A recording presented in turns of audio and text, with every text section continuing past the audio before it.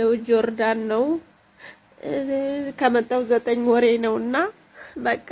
አልቻው ሁለት ቤት ቀይሬያለሁ ሶስተኛ ቤት አሁን ገብቼ የልጅቷ ቤት መሰራበት እሰትዋ የልጇ ቤት 18 ምንጣፍ አመጣችና ጠቢው አለች አጠብኩኝ እጄ በሰበሰና ማጠፍ መዘርጋት አቃተኝ መዘርጋት አቅቶኝ ከዛ ደረቀና ጠቢው አለችኝ አሁን ቆይ ልጅቷ ትምጣና ለሁለት እንጠፈው እጄ ማንቀሳቀስ አልቻለም እና ይሄው እንደዚህ አብጧል እጄ ምናምን በየስላት ማለት ከዛ ስላት ቢሮ ወስጃስ ከጠቅጥሻለሁ እንዴ ልሰሪ ነው የመጣሽው 4 ቤት 5 ቤት ነው ማሰራሽ አለችኝ እሺ ችግር የለውም ማታሰርኛለሽ ምናምን ብያት ማለት ነው ከያልኩኝ ጎበስ ብዬ ያነሳው ያለ እየተቀለልኩ ያለ በጥሜ ደፋችኝ ገፍትራይ ማለት ነው ሰጥዩዋ ከዛ ለምንድነው እየሰራው አይደል እንደምትገፈትሪ ምናምን ብያት ዞር ብዬ ስላት ደገመች ማለት ነው መታች ከዛ ስትመታኝ ስትመታኝ ዝም ብዬ መጠቅለል ገባውና ማለት ከዛ እኔ እንደዚህ ከሆነ አልሰራም ያመጣሽ ለአንድ ቤት ነው እኔ 3 ቤት 4 ቤት ልሰራ አይደለም ያመጣሁት ያንቺ ቤት ከሆነ 24 ሰዓት እየፈጋው ነው ያለው ችግር የለውም ይሰራለው ስላት ቢሮ ደወለችና ቢሮ አሰጥዩ ይዘሻት ነው እንዴት እንደምናሰቃያት ነው ማቀው አለችኝ እና ነገ ጠዋት ወስዳለሁ ያለች ነው ስልኬን ከመቀማ በፊት ስልኬን ሳልቀማ በ24 ውሳይ ሞላ ሰዓት ኢትዮጵያ በእናታችሁ በቤቴ እርዱኝ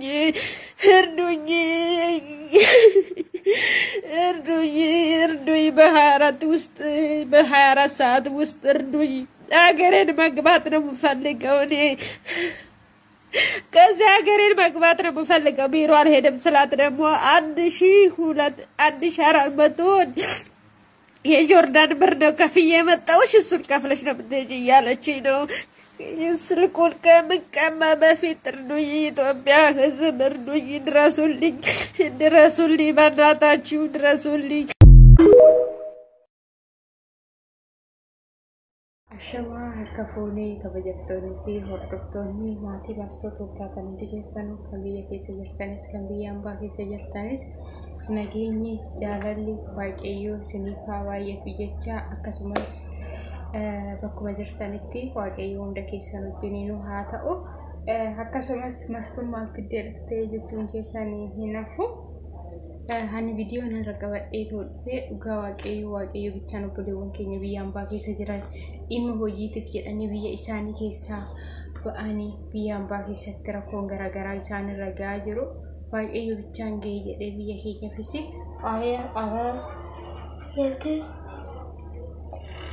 tuufaa buusu dhugaa waaqa baay'ee ulfaataa ta'ee jira ijoolleen keenya biyya isaanii keessaa ba'anii biyya ambaa keessatti dararamaa jiru biyya ambaa keessatti lubbuun isaanii darbaa jira biyya ambaa keessatti rakkoonni garaagaraa irra gahaa jira waaqayyo bichaan ga'ee jedhee biyyuma keenyaaf araara yaa buusu obboleewwan keenya immoo biyya ambaa keessa jiranis waaqayyo bichaa madaamii isaanii yookiin warruma isaan bira taasisaa waaqayyo garaa isaanii fa'aa laaffisu amma wanni godhamu hin jiru akkasumas immoo har'a wanti qabadhee dhufe obboleettiin keenya tokko Yoordaan keessa jirti nga viidiyoo ishii ilaalee baay'ee garaana nyaatte jechuudha maaliif gabaay'ee ulfaataadha ani arabumti kun maalidha isaan garuu warrumti arabaa kun namaa mootii hin jiraan yeroo tokko jechuudha maaliif akkana godhu amma fakkeenya haati ilmoo irratti hin cakkatti abbaan ilmoo ofii irratti hin cakkana ani beekan namaayyuu mootii natti fakkaatan dhugaa arabtoonni tokko arabtoonni sararatanyaa ofii asaqayyaan ara namaayyuu mootii yookiin dhalanii hin beekanii yookiin namaayyuu mootii akkuma nu biyya keenya tasaafarree dhufnu kana ijoollee isaatti illee tasaafartee biyya ambaa deemtee hojii hojjetti mutii waan akka ta'eef garuu giraan agabba'e akkasumas immoo wanni isin jechuu barbaade obboleettiin keenya kuni dura mana baay'ee qayyaradhee